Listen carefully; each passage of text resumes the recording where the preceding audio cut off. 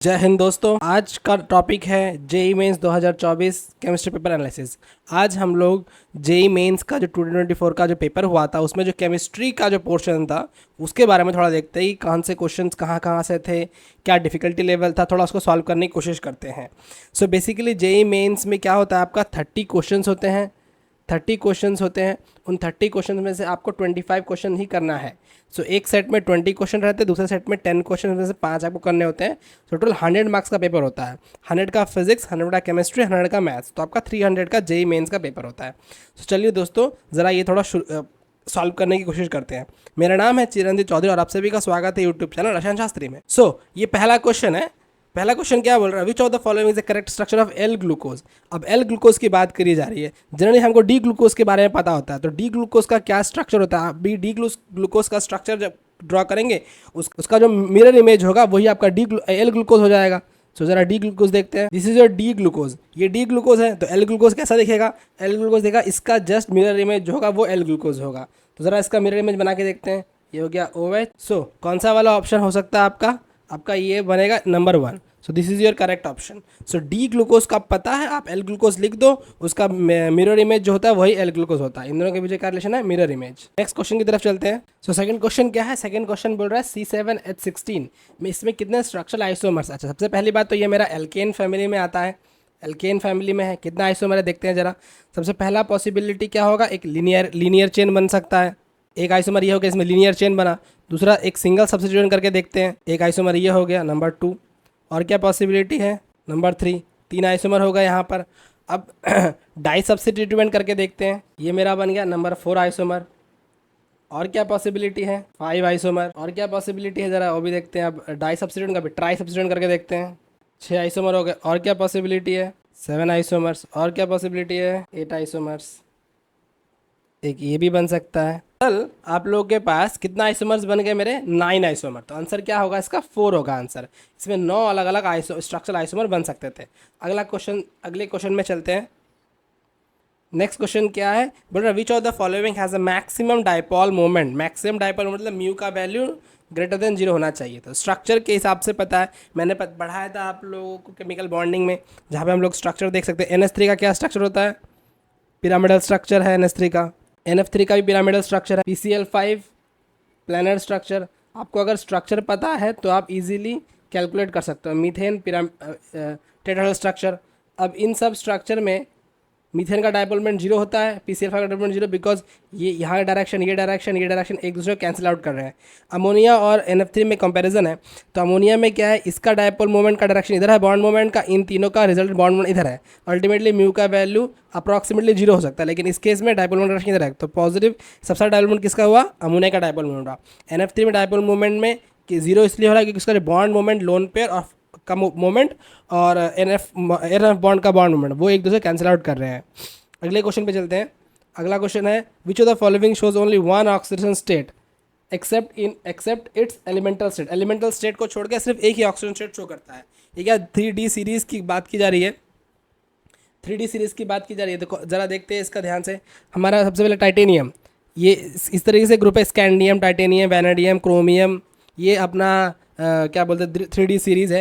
इसमें टाइटेनियम कौन कौन सा ऑक्सीजन स्टेट शो कर सकता है, टाइटेनियम शो करेगा +1 एंड +3, ये शो कर सकता है। स्कैंडियम सिर्फ +3 ही शो कर सकता है। कोबाल्टियम, titanium, vanadium, chromium, manganese, cobalt, nickel, copper, zinc, ये सीरीज है।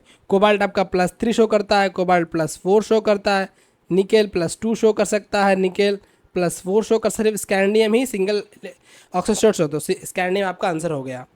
अगला क्वेश्चन क्या है, 5 नंबर क्वेश्चन बोल रहा है, number of having sp3 hybridize orbital.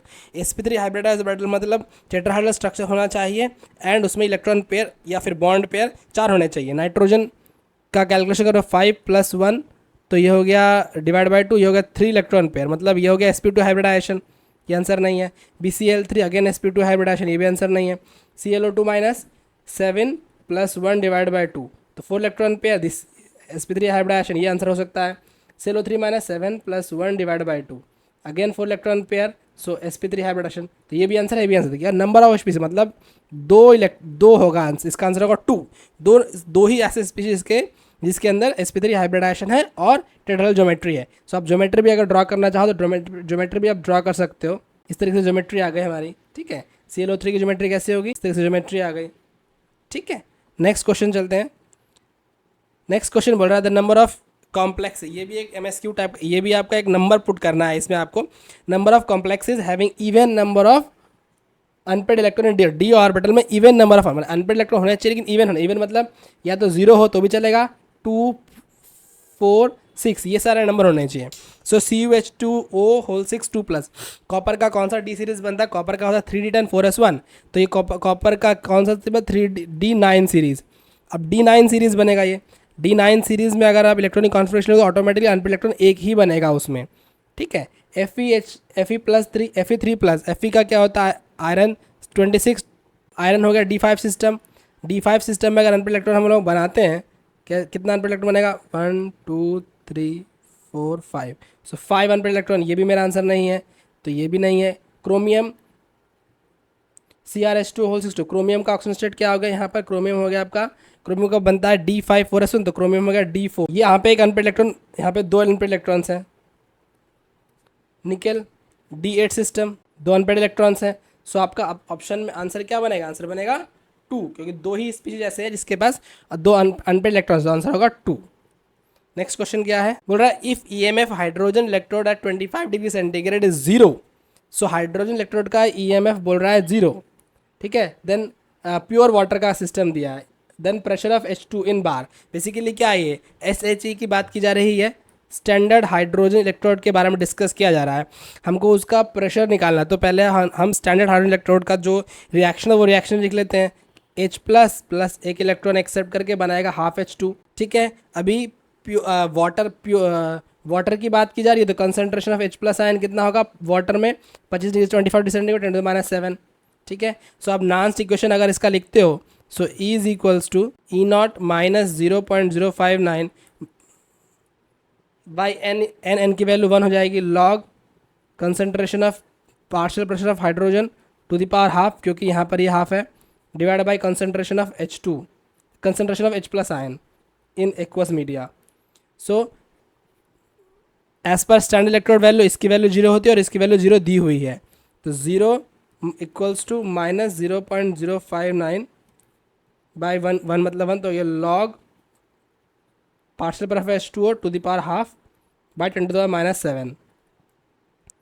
सो इसका वैल्यू क्या बन गया, अगर आप 0 से सब कुछ करोगे, you will be getting log partial pressure of H2 to the power half by 10⁻⁷ is equal to log 1। आप 0 को सब्सटीट्यूट कर सकते हैं log 1 से। सो ये क्या बन गया, partial pressure of H2 to the power half is equals to 10⁻⁷ log 1 cut गया। सो यहाँ से पार्शियल प्रेशर की वैल्यू क्या आ जाएगी, partial pressure of H2 will be 10⁻14। सो आपका आंसर क्या हो गया, 10⁻14, आंसर 1 आपका आंसर हो जाएगा। नेक्स्ट क्वेश्चन में चलते हैं। बोल रहा है pressure versus temperature, PT graph दिया हुआ है of an ideal gas, the number of moles of ideal gas of equal number of mole सबका सेम है, डिफरेंट डेंसिटी अलग है, तो PV is equal to NRT आपको पता है, आइडियल गैस की जहाँ बात हो रही है, तो pressure equal to N/V into RT। इस फॉर्मूला में कन्वर्ट करेंगे, डेंसिटी के रिस्पेक्ट में कन्वर्ट करेंगे, तो N का भी लिख सकते हैं given mass by molar mass, given mass by molar mass ये हो गया डेंसिटी आपका, तो pressure equal to density by molar mass RT। अब क्या इक्वल नंबर ऑफ मोल्स, तो मोल्स की बात सेम है, नंबर ऑफ मतलब मोल्स सेम है, मतलब मोलर मास सबका सेम है, सेम गैस की बात की जा रही है, तो pressure is directly proportional to, या इसको इस तरीके से क्वेश्चन बनेगा, pressure is equal to ρRT by M। ये आपका y equal to mx plus c में प्लॉट अगर करते हैं हम लोग, तो y equal to mx plus c, there will be a straight line between pressure versus temperature, slope होगा आपका, ये स्लोप हो गया, तो स्लोप हो गया, ठीक है। अब स्लोप देखा रखा है, अब क्या कितना होता है कर्व उतना ज़्यादा उसका स्लोप होता है, सो तो आपका आंसर बन गया 2, ρ1 ग्रेटर देन ρ2 ग्रेटर देन। चलिए नेक्स्ट क्वेश्चन क्या है, अगला क्वेश्चन बोलता है total number of species having unpaired electrons having single, next question है the number of species having single unpaired electrons in, अलग अलग स्पीसीज दिया हुआ है, इसमें सिर्फ पूछा हमको सिंगल अनपेड इलेक्ट्रॉन किस किस में है। सो आप कैसे कैलकुलेट करोगे, ये बहुत इजी है, इसको कैलकुलेट बेसिकली हमको MOT पहले पता होना चाहिए, MOT उसके अलावा हम कैलकुलेट कर सकते हैं। आप टोटल नंबर ऑफ इलेक्ट्रॉन पहले काउंट कर लो तो उससे निकल जाएगा। एनओ में कितने अब एनओ में कितने इलेक्ट्रॉन्स होते हैं? 7 + 8 15, ठीक है। सी एन माइनस में हो गया आपका 6 + 7 + 1 14 इलेक्ट्रॉन। ऑक्सीजन माइनस में हो गया आपका 8 + 8 + 1 17 इलेक्ट्रॉन। O2 पे 2 माइनस में हो गया आपका 8 + 8 + 2 18 इलेक्ट्रॉन। ऑक्सीजन में हो गया आपका 16 इलेक्ट्रॉन। अब आप खुद ही इसमें देखोगे तो सिर्फ दो ही ऐसे स्पीशीज़ में अनपेयर की बात हो, एक तो इसमें अनपेयर हो सकता है और एक इसमें अनपेयर हो सकता है, बाकी सब जगह तो ऑटोमेटिकली खुद ही पेयर है। तो सिंगल अनपेयर इलेक्ट्रॉन की बात होगा ही नहीं। तो आपका आंसर कितना होगा? 2। और अगर आप MOT ड्रा करते हो तो वहाँ पे भी मॉलिक्यूलर ऑर्बिटल डायग्राम से भी हम लोग इजीली पता कर सकते हैं कि किसमें कितना है। नेक्स्ट क्वेश्चन बोल रहा है which of the following is the correct statement for first ionization enthalpy. First ionization enthalpy की बात कर रहे हैं, ये मैंने अपने वीडियो लेक्चर सीरीज में भी बहुत अच्छी तरीके से डिस्कस किया था। लेफ्ट टू राइट क्या होता है आपका? आयोनाइजेशन एनर्जी इंक्रीज होती है। सो आयोनाइजेशन लेफ्ट वाला का आयोनाइजेशन कम रहेगी और राइट वाला की ज़्यादा रहेगी। सो इसमें आपका क्या हो सकता है ऑटोमेट, अगर आपको नहीं भी पता तो भी आप इजीली कैलकुलेट कर सकते हो कि भाई जो फ्लोरीन होगी, फ्लोरीन में से इलेक्ट्रॉन रिमूव करना बहुत ही डिफिकल्ट है। तो इसीलिए फ्लोरीन का तो सबसे ज़्यादा होगा ही होगा आयरन से, तो ऑटोमेटिकली फ्लोरीन की तरफ आपका दिमाग जाना चाहिए। और सॉल्व करने के लिए बोरॉन का आयनाइजेशन एनर्जी बेरिलियम से कम होता है, क्योंकि बोरॉन होना ये चाहिए था कि बेरिलियम का कम होना चाहिए था, बट बोरॉन का ज़्यादा, बोरॉन का ही कम होता है, क्योंकि बेरिलियम में क्या है, आप इलेक्ट्रॉनिक कॉन्फ़िगरेशन में देखोगे तो बेरिलियम होता है 2s2, वैलेंस इलेक्ट्रॉन में 2 फील्ड है इसीलिए। फिर less than oxygen, less than nitrogen, less than fluorine. अभी ऑक्सीजन और नाइट्रोजन में क्या है, नाइट्रोजन के पास भी हाफ फील्ड ऑर्बिटल है, तो नाइट्रोजन का ऑटोमेटिकली ऑक्सीजन से ज़्यादा होता है। तो आंसर हो गया आपका। नेक्स्ट क्वेश्चन बता रहा है फॉर एनी रिएक्शन, ये क्या एक्टिवेशन एनर्जी वाला क्वेश्चन दिया है, तो एक्टिवेशन एनर्जी K = Ae⁻ ये है हमारा आरएनएस थ्योरी के हिसाब से एक्टिवेशन एनर्जी। जो आपका रेट कांस्टेंट में रिलेशन होता है मल्टीपल का, और एक्टिवेशन एनर्जी में रिलेशन होता है प्लस और माइनस का। तो किस तरीके से K = दिया है K1 K2/K3, तो एक्टिवेशन एनर्जी E ओवरऑल हो जाएगी EA1 + EA2 - EA3। सो क्या बन रहा है आपका 400 + 300 - 200। सो ये आपका हो गया 300। तो आपका आंसर क्या हो गया? +3 7 7 - 2 5, तो आंसर हो गया 3। So your option is 3। Next question क्या है, क्वेश्चन नंबर 12 में if weight of NaCl in 500 ml of aqueous solution is 5.85 gram, molarity calculate करना है। तो molarity is equal to number of moles per unit volume, number of moles by volume solution litre, number of moles given mass है, molar mass, given मास कितना है 5.85, molar mass कितना होता है sodium chloride का 58.5, वॉल्यूम कितना है 500 ml डिवाइड बाई 1000 ऊपर चला गया। तो इसको पूरा जब कैलकुलेट करके देखोगे सॉल्व, अगर आप सॉल्व करोगे तो वैल्यू आएगी 0.20 मोल्स। तो ये आपका आंसर आएगा 0.20 आपका आंसर में बैठेगा। क्वेश्चन नंबर 13 में चलते, नेक्स्ट क्वेश्चन चलते हैं। नेक्स्ट क्वेश्चन क्या बोल रहा है 2 molar 2 ml KMnO4 is neutralize with 20 ml of oxalic acid. एक रेडॉक्स रिएक्शन है, बेसिकली परमैंगनेटोमेट्री का सवाल है। तो इसका रिएक्शन पहले लिखो आप MnO4- प्लस ऑक्सैलिक एसिड मतलब C2O4 2-, this reaction converts to your Mn2 plus carbon dioxide release. तो फॉर्मूला क्या होता है N1M1V1 = N2M2V2। बहुत सिंपल फार्मूले से कैलकुलेट करो। यहाँ पे N क्या है, नंबर ऑफ इलेक्ट्रॉन चेंज, तो इसका यहाँ पे कितने इलेक्ट्रॉन पार्टिसिपेट कर रहे हैं 7, यहाँ पे कितने पार्टिसिपेट कर रहे हैं 2, सो नंबर इलेक्ट्रॉन चेंज हो गया 5 मल्टीप्लाई मोलारिटी कितनी है 2, वॉल्यूम कितना है 2 ml equal to oxalic acid में यहाँ से अगर यहाँ पे नंबर ऑफ इलेक्ट्रॉन चेंज अगर आप देखते हो, so number of electron change आपका होता है 2, सो 2 मल्टीप्लाई मोलारिटी कितनी है पता नहीं, वही कैलकुलेट करना है, वॉल्यूम कितना है 20। तो यहाँ से अगर कैलकुलेशन करके हम लोग निकालते हैं 10 divide by 20 is equal to M is equal to 0.5 molar. So आपका ये होगा 0.5 मोलर। ठीक है, बहुत इजीली कैलकुलेशन कर पा रहे हैं। नेक्स्ट क्वेश्चन क्या, सो नेक्स्ट क्वेश्चन बोल रहा है de Broglie wavelength of electron in 4th orbit. ये हमको वेवलेंथ दिया हुआ है और R0 की वैल्यू दे रखी है, और हमको क्या निकालने के लिए बोल रहा है x का value. First what is the value of x। So formula क्या होता है, हमको ये पता है 2 पाई r = n लैम्डा। ठीक है। What is the value of lambda? Lambda की वैल्यू है x pi r nought, n की वैल्यू है 4, लैम्डा दे रखा है x pi r nought. Value of r क्या होता है? आर की वैल्यू होती है r nought n square by z. अभी क्या हाइड्रोजन आइटम मतलब जेड इज इक्वल टू 1 हो गया एंड एन का वैल्यू हो गया आपका 4।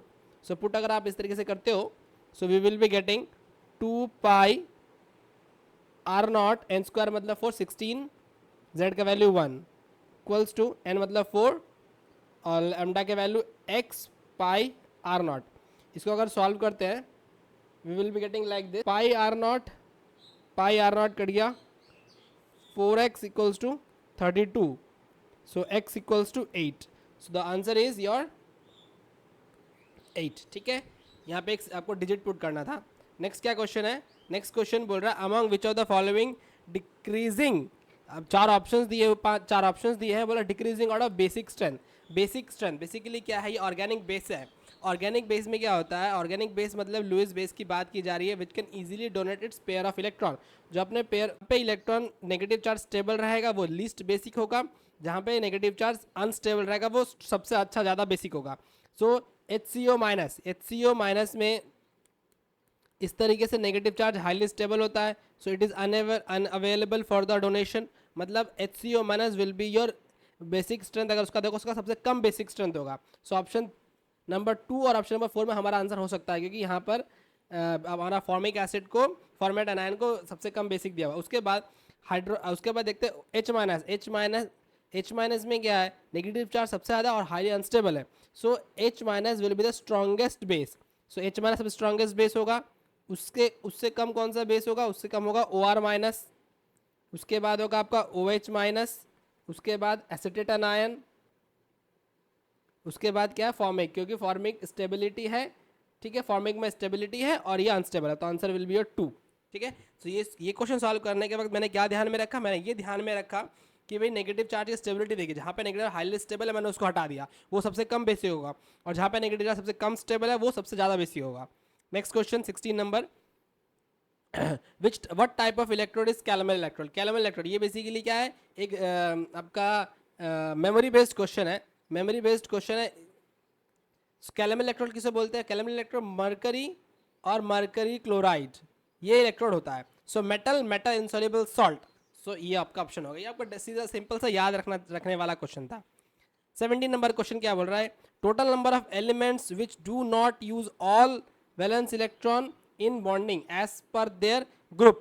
ठीक है, ये वाला क्वेश्चन मैंने अपना video lecture series chemical bonding part 8B में बहुत अच्छे से डिस्कस किया था। अभी हम लोग इसका आंसर ढूंढ लेते हैं। बेसिकली क्वेश्चन बहुत सिंपल है। बोल रहा है जो अपने वैलेंस इलेक्ट्रॉन में जितने इलेक्ट्रॉन सबको यूज़ नहीं करता है वो मेरा आंसर होगा, वो मेरा उतने नंबर होंगे, वो मेरा आंसर होंगे। सो ऑक्सीजन के पास टोटल ऑक्सीजन के पास वैलेंस में 6 इलेक्ट्रॉन होता है, लेकिन यूज़ 2 करता है। सो एक हो गया ऑक्सीजन। सल्फर के वैलेंस में 6 यूज़ करता है, क्योंकि ये इसके पास मल्टीपल ऑक्सीजन स्टेट बनाने की क्षमता ये रखता है। फ्लोरीन के वैलेंस में 7 होता है, लेकिन यूज़ करता है 1, तो फ्लोरीन एक आंसर हो सकता है। नाइट्रोजन के वैलेंस में 5 होता है, लेकिन यूज़ करता है 3, सो एक ये हो सकता है। ठीक है, एल्यूमिनियम के वैलेंस में 3 होता है, यूज़ भी करता है 3। कार्बन और सिलिकॉन के वैलेंस में होते हैं 4 और 4 यूज़ भी करता है। So answer will be 3। ठीक है, oxygen, fluorine and nitrogen. Next question क्या बोल रहा है? नेक्स्ट क्वेश्चन, अच्छा ये ऑर्गेनिक का एक क्वेश्चन है। Identify the suitable reagent X और वाई ढूंढ के निकालना है for which the following reaction takes place. ठीक है, अभी क्या है इसमें आपको पहले ध्यान में देखना है कि ब्रोमीन मैंने यहाँ से हटा के यहाँ पे लगा दिया। सो पहले एल्कीन बनाना पड़ेगा, फिर एल्कीन में फिर ब्रोमिनेशन कराना पड़ेगा।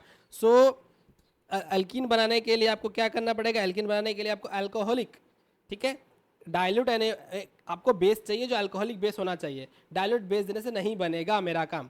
सो डाइल्यूट बेस यहाँ पर ये वाला कैंसिल आउट, डाइल्यूट बेस यहाँ ये वाला कैंसिल आउट। सो 3 और 4 में से मेरा कोई आंसर होगा। ज़रा इसको रिएक्शन को करके देखते हैं। मैंने अल्कोहलिक क्या बोलते हैं NaOH दिया या KOH दिया, इट शुड बी अल्कोहलिक, क्योंकि अल्कोहलिक NaOH स्ट्रॉन्गर बेस के हिसाब से काम करता है। सो आपका बनेगा कुछ इस तरीके का मॉलिक्यूल। अब क्या है, आपको Br ऐड करना इस पोर्शन में Br ऐड करने के लिए आपको क्या करना है? सिंपल आपको HBr का एडिशन करा देना है। HBr का अगर आप एडिशन कराओगे सो HBr एडिशन कराने के बाद क्या बनेगा, इस तरीके का एक कार्बोकैटायन बनेगा, ठीक है। ये benzylic carbocation is more stable then your normal carbocation, यहाँ पर कार्बोकैटायन नहीं बन पाएगा, यहाँ बनेगा, ठीक है। तो उसके बाद जो ब्रोमीन माइनस लग जाएगा। कौन सा ऑप्शन पॉसिबल है, ओनली 3 ऑप्शन इज पॉसिबल। 4 कैसे कैंसिल आउट कर दिया, पेरोक्साइड, पेरोक्साइड काम अगर हम लोगों को क्या बोलते हैं, ब्रोमीन यहाँ पे ना देके ब्रोमीन अगर यहाँ पे ऐड करा, ब्रोमीन अगर हमको यहाँ पे ऐड कराना होता तो हम लोग पेरोक्साइड का इस्तेमाल करते हैं, ठीक है। नेक्स्ट क्या क्वेश्चन है, नेक्स्ट क्वेश्चन अगेन ये एक लिगैंड फील्ड स्ट्रेंथ के ऊपर है। Compare the ligand field strength of fluoride, hydroxide और ये था आइसोथायोसाइनेट एंड कार्बोनिल। अच्छा, सबसे पहले ध्यान में रखना है हम लोगों को, जो जहाँ पे मोर इलेक्ट्रोनेगेटिव एलिमेंट पे नेगेटिव चार्ज होता है वो स्टेबल होता है, तो मतलब वो वीक फील्ड लिगैंड में आ जाएगा। और जो क्या बोलते हैं कार्बन वार्बन के ऊपर अगर आता है तो वो हाईली स्टेबल होता है। सो कौन सा ऑप्शन पॉसिबल है, कार्बन के ऊपर अगर कार्बन डोनेशन होगा तो वो स्ट्रॉन्ग फील्ड लिगैंड, तो ये पहला मेरा carbon, carbonyl should be the strongest ligand among this. तो option 3 cancel out, 4 cancel out. So 1 और 2 में ऑप्शन हो सकता है। अभी आप देखो 1 और 2 में ये तो समझ में आ गया, थायोसाइनेट दोनों में बाद में है। अब OH माइनस और F माइनस की बात की जा रही है, कौन से में नेगेटिव ज़्यादा स्टेबल होगा, F माइनस में, इसका मतलब डोनेशन नहीं कर पाएगा, मतलब OH माइनस का लिगैंड फील्ड स्ट्रेंथ मोर ज़्यादा स्ट्रॉन्ग है as compare to. So option number 1 हो गया। इसको समझना बहुत ईजी तरीके से, जब कभी कार्बन के ऊपर नाइट्रोजन के ऊपर या फॉस्फोरस के ऊपर नेगेटिव चार्ज आता है, सो वो स्ट्रॉन्ग लिगैंड फील होते हैं। कार्बन के ऊपर ऑक्सीजन के कार्बन के ऊपर नाइट्रोजन के ऊपर फॉस्फोरस के ऊपर आएगा तो वो स्ट्रॉन्ग फील्ड लिगैंड में ही काउंटिंग में आता है। और अगर किसी हेलोजन एटम के ऊपर अगर आता है सो वो वीक फील्ड लिगैंड में काउंट होते हैं, ठीक है। नेक्स्ट क्या क्वेश्चन है, which of the following compound will not give the test of nitrogen by the Lassaigne test. Lassaigne test किसके साथ होता है, लसाइन टेस्ट करने के लिए कार्बन एटम के साथ कोई हेलोजन लगना चाहिए, कोई सल्फर लगना चाहिए, कोई नाइट्रोजन लगना चाहिए, तभी लसाइन टेस्ट देगा। अभी हाइड्रोजन का स्ट्रक्चर क्या होता है, NH2 कार्बन एटम है ही नहीं इधर। फिनाइल हाइड्रोजन मतलब ये PHNH2, ठीक है। यहाँ पे कार्बन हाइड्रोजन बॉन्ड है, नाइट्रोजन बॉन्ड है। ग्लाइसिन क्या है, ग्लाइसिन का क्या होता है, NH2CH2COOH, यहाँ पे भी कार्बन नाइट्रोजन बॉन्ड है। और यूरिया का क्या फॉर्मूला है, यूरिया होता है NH2CONH2। मतलब इन चारों मॉलिक्यूल्स में से only this molecule which does not have carbon nitrogen bond, so answer will be your hydrogen, ठीक है। हाइड्रोजन किस तरीके से, मैं सिंपल आपको याद रखना, लसाइन टेस्ट उसका करते हैं जिसमें कार्बन के साथ हेलोजन, सल्फर या नाइट्रोजन हो, तब आप अलग अलग रिएक्शन करने के बाद उसको सॉल्ट्स में कन्वर्ट करते हो, ठीक है। नेक्स्ट क्वेश्चन क्या है, 21 नंबर क्वेश्चन बोल रहा है K2MnO4 अल्कलाइल मीडियम में KMnO4 MnO2 में कन्वर्ट हो रहा है, find the sum of spin electronic only magnetic movement of central atom in both the products. हमारे पास 2 प्रोडक्ट्स दिए हुए हैं, इन दोनों प्रोडक्ट्स का हमको मैग्नेटिक मूवमेंट का ऐड निकालना है। अच्छा, what is the formula of magnet, n into n+1, so √n into n+1 ये करना है। n is the number of unpaired electron, so KMnO4 को रखते हैं, MnO4 माइनस, इसमें ऑक्सीजन स्टेट कितना हो गया मैंगनीज का, oxygen x -8 is equal to -1, x is equal to +7, ठीक है। और दूसरा वाला क्या है, MnO2 में ऑक्सीजन स्टेट कितना हो गया, MnO2 में हो गया x इज इक्वल टू +4, सो एक में +7 एक में +4, सो मैंगनीज +7 ऑक्सीजन स्टेट का क्या मतलब है, Mn +7, मैंगनीज +7 और ये हो गया मैंगनीज +4। अब आप देखो डी सिस्टम क्या बन रहा है, मैंगनीज का क्या फॉर्मूला, मैंगनीज का क्या होता है डी सिस्टम, मैंगनीज होता है 25 D5 4s2, सो D0 मतलब इसके पास कोई अनपेड इलेक्ट्रॉन है ही नहीं, मैंगनीज 4+ मतलब का D5 सो ये D3 सिस्टम हो गया, सो 0 इलेक्ट्रॉन यहाँ से और 3 इलेक्ट्रॉन है, total 3 number of unpaired electrons है। सो अगर आप इसका मैग्नेटिक मोमेंट निकालते हो it should be like this, 3 × 3 + 1 is equal to √12, the value of √12 is 3.87, तो आपका नियरेस्ट इंटीजर क्या हो गया 4, नियरेस्ट इंटीजर 4, तो आंसर हो जाएगा 4, ठीक है। नेक्स्ट क्वेश्चन देखते हैं, बोला during the test of group 4 ammonium chloride is added to ammonium hydroxide. अब अमोनियम क्लोराइड अमोनियम हाइड्रोक्साइड आपको पता ही है रिएक्शन अगर आप करते क्यों करा जा रहा है वो देखते हैं। अब अमोनियम हाइड्रोक्साइड जो होता है it is a weak electrolyte, so ammonium hydroxide इस तरीके से टूटेगा, इक्विलिब्रियम बनेगा उसका, ammonium plus ion plus hydroxide minus anion, और अमोनियम क्लोराइड जो है वो इस तरह से टूटेगा क्योंकि ये स्ट्रॉन्ग इलेक्ट्रोलाइट है, अमोनियम प्लस Cl माइनस, यहाँ पे इक्विलिब्रियम स्टेब्लिश होता है, यहाँ पे इक्विलिब्रियम नहीं होता है स्टेब्लिश। सो अगर ये एक तरह कॉमन आयन इफेक्ट दिखाता है, अगर आपने अमोनियम हाइड्रोक्साइड अमोनियम क्लोराइड ये कॉमन आयन हो गया, कॉमन आयन होने की वजह से जो ये वाला इक्विलिब्रियम है वो लेफ्ट साइड डिक्रीज हो जाएगा। इसका मतलब इसका मतलब क्या, OH माइनस आयन कंसंट्रेशन कम हो जाएगा। इसका मतलब क्या है, when we are adding ammonium chloride due to common ion effect the equilibrium of ammonium hydroxide will go to left side, that's the concentration of OH minus ion will decrease. So कौन सा 2 degree का, तो ये हो गया आपका answer, answer number 22 का answer हो गया क्वेश्चन ऑप्शन नंबर 2। नेक्स्ट क्या क्वेश्चन है, नेक्स्ट क्वेश्चन बता रहे हैं, अच्छा ये बोल रहा है स्टेटमेंट, 2 स्टेटमेंट दिया हुआ है, alpha hydrogen responsible the carbonyls to aldol condensation. Aldol condensation में क्या होता है, एल्डोल कंडेंसेशन इस तरीके से बनता है, मान लो आपके पास इस तरीके CH3 C double bond OH, this hydrogen should be alpha hydrogen बोलते हैं। इसमें पहले कोई डाइल्यूट हम बेस लेकर आएंगे, वो इसका नेगेटिव चार्ज बना के क्रिएट करेगा और फिर वो दूसरे पे अटैक करेगा, उसे उसी को बोलते हैं हम लोग एल्डोल कंडेंसेशन। बोल रहा है बेंजल्डिहाइड, दूसरा option statement benzaldehyde ethanol show cross aldol.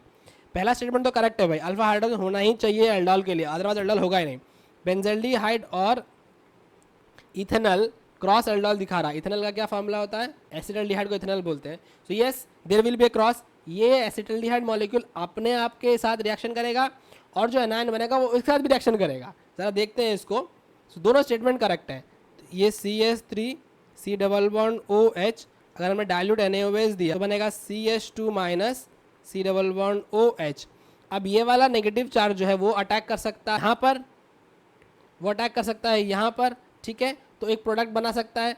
और क्या ऑप्शन पॉसिबल है, और एक ऑप्शन पॉसिबल है ये CH2 minus C double bond OH, ये दूसरे बेंजल्डिहाइड के साथ भी अटैक कर सकता है। अगर बेंजल्डिहाइड अटैक कराएगा तो बनाएगा दूसरा प्रोडक्ट, ठीक है। सो इसका मतलब क्रॉस एल्डोल पॉसिबल है। तो बोथ स्टेटमेंट्स आर करेक्ट, तो ऑप्शन हमारा क्या होगा 23 का 1 हो गया, दोनों स्टेटमेंट ही करेक्ट है। नेक्स्ट क्वेश्चन, ये थोड़ा बड़ा क्वेश्चन है, what is the correct product in given below reaction, amalgamated zinc concentrate HCl। एक क्लेमेंसन रिडक्शन की बात की जा रही है।